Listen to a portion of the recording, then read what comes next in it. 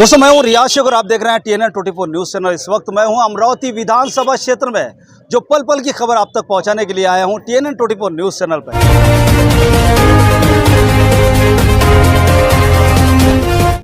आइए दोस्तों, हमारे साथ इस वक्त हैं एक डॉक्टर पेशे से हैं जिनका नाम अबरार साहब है।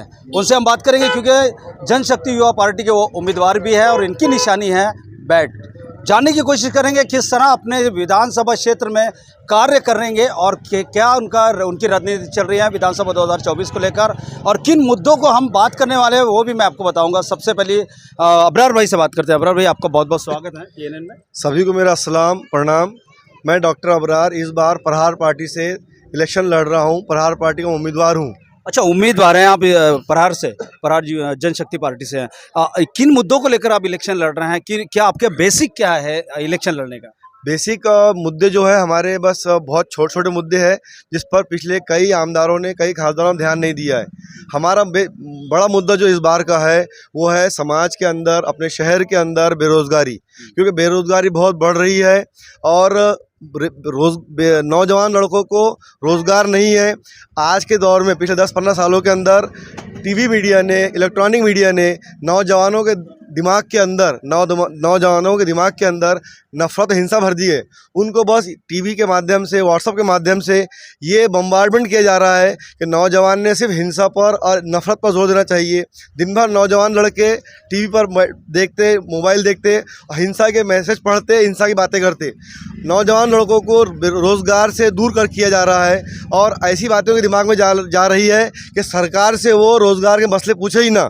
तो रोज़गार का मसला बहुत अहम है और मेरा ऐसा मानना है कि बेरोजगार लोगों को हिंसा से दूर करके रोजगारी की तरफ डालना पड़ेगा। बिल्कुल दोस्तों, मैं आपको बता दूं TNN 24 न्यूज़ चैनल के स्क्रीन पर आपका दोस्त, आपका होस्ट रियाज शेख इस वक्त मौजूद हूं और हम बात करेंगे वो मुद्दों पर जो आपके दिल में है। आप कह तो नहीं पा रहे हैं, लेकिन हम आपको TNN 24 न्यूज़ चैनल पर लगातार वो तस्वीरें दिखाएंगे जो सच है, जिसे सच का प्रहार किया जाता है। सच के प्रहार से मुझे याद आया कि जनशक्ति पार्टी से, यानी कि बच्चू भाऊ कड़ू की प्रहार जनशक्ति पार्टी से ये अबरार साहब जो है उम्मीदवार है। अमरावती ज़िले में इस वक्त हम मौजूद है, पल पल पे नजर रख रहे हैं TNN 24 न्यूज़ चैनल पे।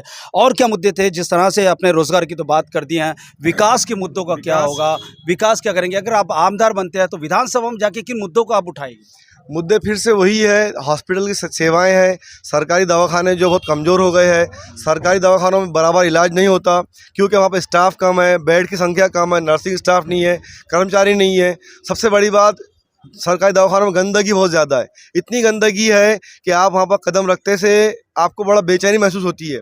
तो मेरा ये मानना है, अगर मैं MLA बनता हूँ तो मैं सरकारी दवाखाने जो है उनका मैं कायाकल्प करूँगा। उसके अंदर मैं डॉक्टर्स की टीम बढ़ाऊँगा, बेड की संख्या बढ़ाऊँगा, नर्सिंग स्टाफ और बाकी पूरी यंत्रणा को बढ़ाऊँगा, ताकि गरीब लोगों को ऐसा महसूस हो कि वो सरकारी दवाखाने में नहीं है, उनको ऐसा लगने को होना कि वो प्राइवेट दवाखाने में है।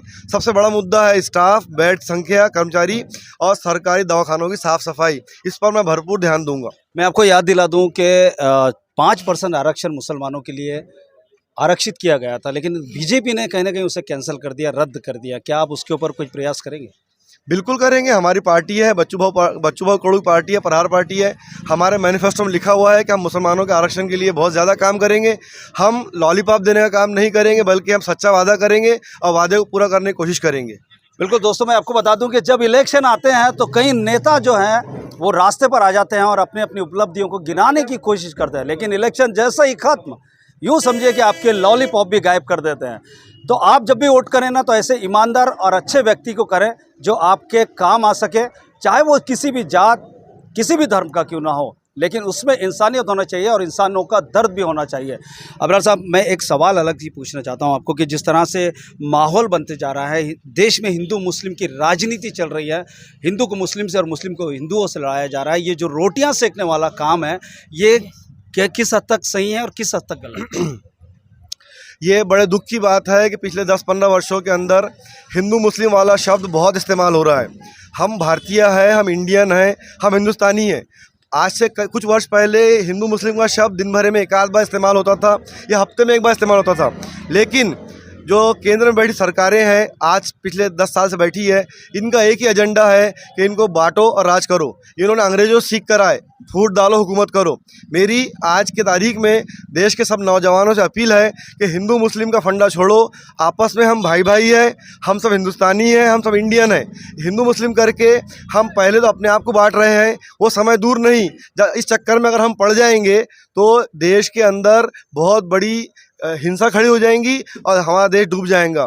किसी ने खूब कहा है कि अगर किसी देश को डुबाना है, किसी देश को डुबाना है, किसी देश को बर्बाद करना है, तो देश के अंदर नफरत डालो, हिंदू मुस्लिम का बीज बो दो। अगर देश में नफरत फैलती है तो वो देश अपने आप डूब जाएगा। दोस्तों, किसी ने कहा कि तू हिंदू बनेगा ना मुसलमान बनेगा, तो इंसान की औलाद है, इंसान बनेगा। मेरे साथ इस वक्त स्क्रीन पे आप देख रहे थे, ये डेंटिस्ट भी हैं, डॉक्टर भी हैं और काफ़ी इनका नाम है। नया चेहरा नहीं बल्कि ये बहुत परिचित चेहरा है लोगों के लिए। और इस वक्त प्रहार जनशक्ति पार्टी से, यानी कि बच्चू बहुपड़ी की कड़ू की पार्टी से अमरावती विधानसभा क्षेत्र से इलेक्शन लड़ रहे हैं। तो लगातार बने रहिए मेरे साथ और देखते रहिए TNN 24 news. Cameraman Sanjay Tiwari के साथ रियाज शेख, अमरावती। जय हिंद दोस्तों।